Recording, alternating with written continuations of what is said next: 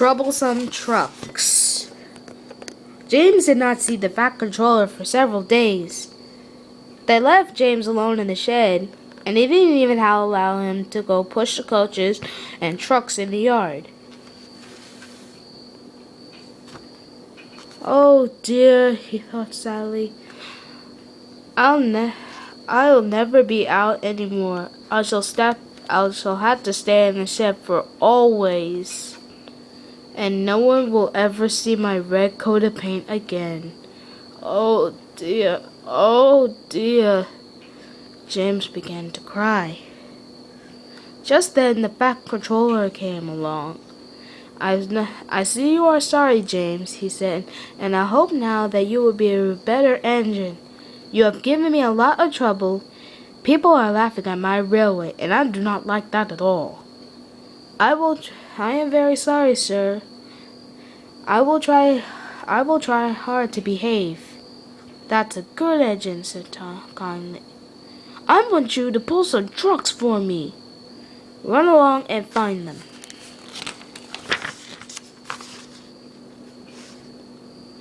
James puffed happily away. Here are your trucks, James, said a little tank engine. Have you got some bootlaces ready? And he ran off laughing rudely. Oh, oh, oh, said the trucks as James blocked them down. We want a proper engine, not a red monster. James took no notice and started as soon as the guard was ready. Come along, he puffed. We won't, screamed the freight trucks to each other. But James didn't care and he pulled the screeching car sternly out of the yard. The trucks tried hard to make him give up, but he still kept on. Sometimes their brakes would slip on, and sometimes their axles would run hot, and each time the trouble had to be put right. And each time James would start again, determined not to let them beat him.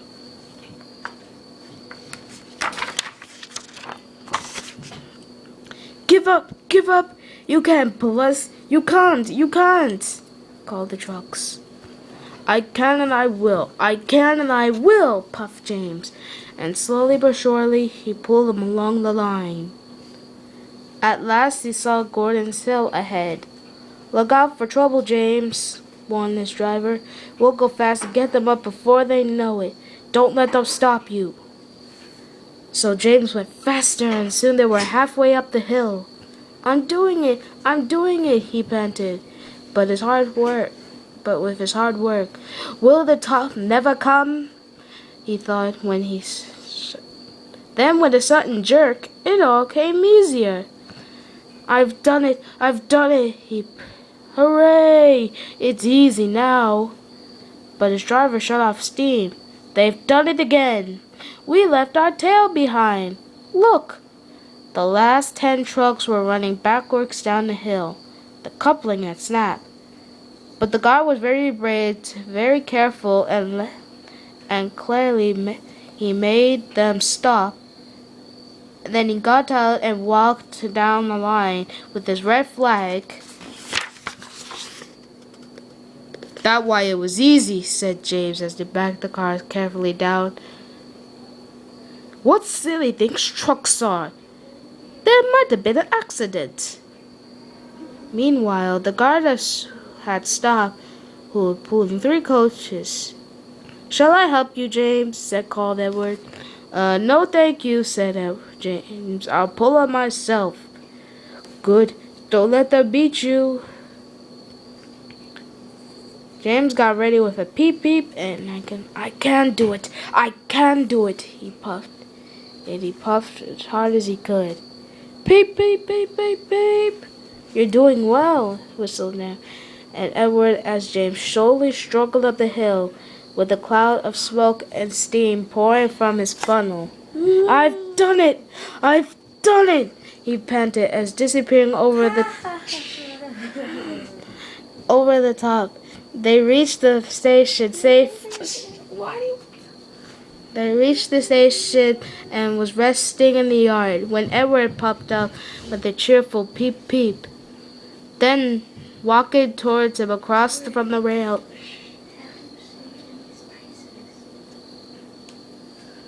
was the fact controller. Oh dear, what would he say? He asked himself sadly. But the fact controller was smiling. I was in Edward's train and I saw everything, he said. You made the most troublesome trucks on the line behave. And after that, you deserve to keep your raincoat. You've earned it. Stay tuned to see the last story of James the Red Engine, James and the Express. Stay tuned.